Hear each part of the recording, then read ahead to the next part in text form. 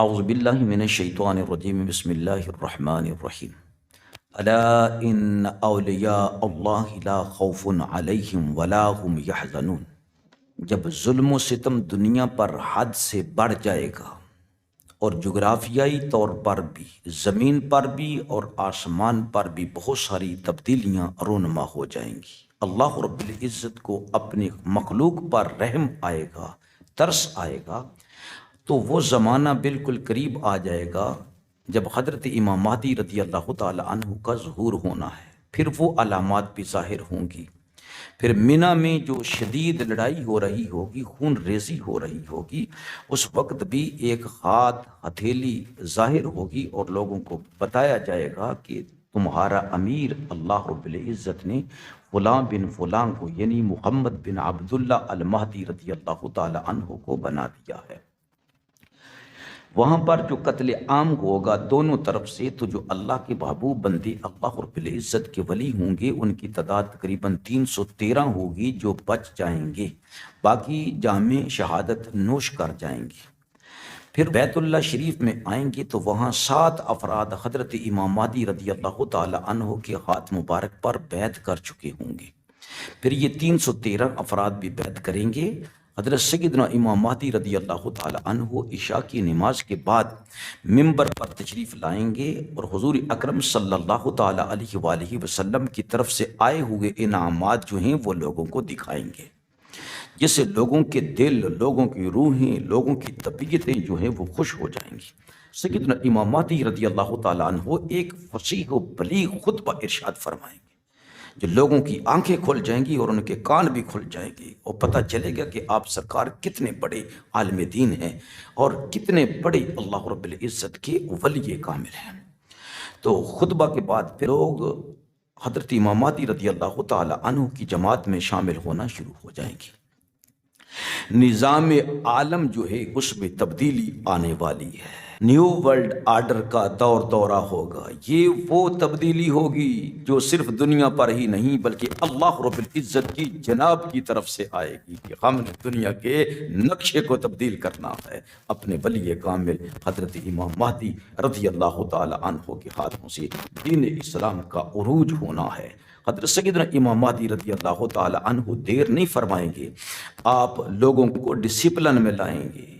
بہت سارے مجاہدین جو دنیا کے بہترین شخصیات ہوں گے وہ حضرت امام مہدی رضی اللہ تعالی عنہ کے ارد گرد ہوں گے، تو آپ رضی اللہ تعالی عنہ ان کی رہنمائی فرما رہے ہوں گے، جہاد کی تیاریاں فرما رہے ہوں گے کہ اتنے میں وہ ظالم سفیانی جس نے کئی لاکھ لوگوں کو ذبح کیا ہوگا، جس نے عورتوں کے پیٹوں کو کاٹ کر بچے نکال کر ان کو بھی نیزے سے ذبح کر دیا ہوگا، اتنا بڑا ظالم انسان جس نے پہلے بھی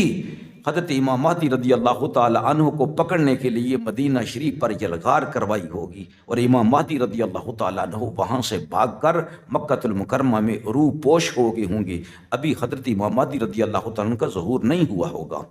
اور اب جب ظہور ہو چکا ہے، جب اس کو اطلاع ملے گی کہ ایسے ایسے لوگ امام مہدی رضی اللہ تعالی عنہ کے ہاتھ پر بیعت ہو رہے ہیں، تو یہ بڑے غصے میں آئے گا اور ایک لشکر جرار جو ہے امام مہدی رضی اللہ تعالی عنہ کو پکڑنے کے لیے، آپ کو شہید کرنے کے لیے بھیجے گا۔ تو یہ راستے میں مدینہ طیبہ میں جب یہ لشکر آئے گا تو عورتوں، بچوں، بوڑھوں کو ذبح کرتا جائے گا، چیزوں کو لوٹتا جائے گا، اور پھر حضرت امام مہدی رضی اللہ تعالی عنہ کو پکڑنے کے لیے یا شہید کرنے کے لیے جب یہ مدینہ منورہ سے مکہ المکرمہ کی طرف جا رہا ہوگا تو راستے میں نبی پاک علیہ الصلوۃ والسلام نے اس کا نام بیدا رکھا ہے، یعنی ایک چٹیل میدان ہوگا۔ وہاں پر جب یہ لشکر پہنچے گا تو ہم صحیح مسلم کی حدیث مبارکہ سب سے پہلے پڑھتے ہیں، اور حدیث مبارکہ میں بھی اس کا تذکرہ ہے۔ سیدہ ام المؤمنین عائشہ صدیقہ رضی اللہ تعالی عنہا فرماتی ہیں کہ رسول اقدس صلی اللہ علیہ وسلم نے نیند کے دوران اضطراب کے عالم میں اپنے ہاتھ کو حرکت دی، تو ہم نے عرض کی، اے اللہ کے رسول صلی اللہ علیہ وسلم، آپ نے نیند میں کچھ ایسا کیا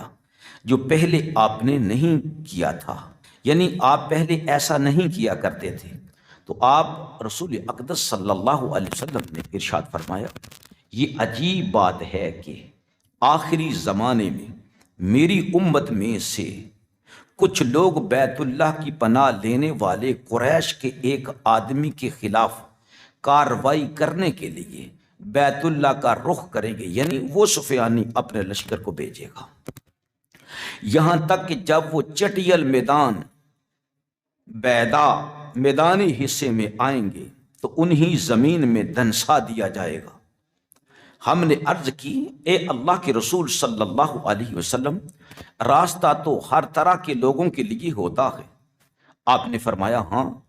ان میں سے کوئی اپنی مہم سے آگاہ ہوگا، یعنی اسے پتا ہوگا میں کس کام کے لیے جا رہا ہوں، اور کوئی مجبور ہوگا، کوئی مسافر ہوگا، وہ سب اکٹھے ہلاک ہوں گے، یعنی زمین میں دنس جائیں گے، اور قیامت کے روز واپسی کے مختلف راستوں پر نکلیں گے۔ اللہ تعالیٰ ان کی نیتوں کے مطابق اٹھائے گا، یعنی جن کی نیت گناہ کی ہوگی اللہ رب العزت ان کو دوزخ میں ڈال دے گا، اور جو ویسے ہی پھنس گئے یا مجبور تھے اللہ رب العزت ان کو عذاب نہیں عطا فرمائے گا، بلکہ ان کی نیتوں کے مطابق ان کا حساب اللہ رب العزت برپا فرمائے گا۔ دوسری حدیث مبارکہ جو ابو داؤد شریف میں موجود ہے، حضرت امام مہدی رضی اللہ تعالیٰ عنہ کے باب میں کتاب المہدی میں، یہ حدیث نمبر ہے، حضرت سیدہ ام سلمہ رضی اللہ تعالی عنہا نبی پاک علیہ الصلوۃ والسلام کی زوجہ محترمہ سے روایت ہے کہ نبی پاک علیہ الصلوۃ والسلام نے ارشاد فرمایا، یکون الاختلاف عند موت خلیفہ فیخرج رجل من اہل المدینہ ہاربا الی مکہ فیأتیہ ناس من اہل مکہ فیخرجونہ وہو کارہ فیبایعونہ بین الرکن والمکان ویبعث الیہ بعث من الشام فیخسف بہم بالبیداء بین المکہ والمدینہ فاذا رأى الناس ذلك اتاہ ابدال الشام واصائب اہل العراق فیبایعونہ ثم ینشأ رجل من قریش اخوالہ قلب۔ رسول اکرم صلی اللہ علیہ وسلم نے ارشاد فرمایا کہ ایک خلیفہ کی وفات کے وقت نئے خلیفہ کے انتخاب پر مدینہ المنورہ کے مسلمانوں میں اختلاف ہوگا۔ ایک شخص یعنی مہدی رضی اللہ تعالی عنہ اس خیال سے کہ کہیں لوگ مجھے خلیفہ نہ بنا دیں، مدینہ المنورہ سے مکہ چلے جائیں گے۔ مکہ المکرمہ کے کچھ لوگ جو انہی بحیثیت مہدی پہچان لیں گے، یعنی ان میں مہدی رضی اللہ تعالیٰ عنہ کی علامتیں موجود ہوں گی، ان کے پاس آئیں گے اور انہی مکان سے باہر نکال کر حجر اسود اور مقام ابراہیم کے درمیان ان سے بیعت کر لیں گے۔ ان کی خلافت کی خبر عام ہوگی تو ملک شام سے ایک لشکر ان سے جنگ کرنے کے لیے روانہ ہوگا، جو آپ تک پہنچنے سے پہلے ہی مکہ اور مدینہ کے درمیان بیدا چٹیل میدان میں زمین کے اندر دنسا دیا جائے گا۔ اس عبرت خیز ہلاکت کے بعد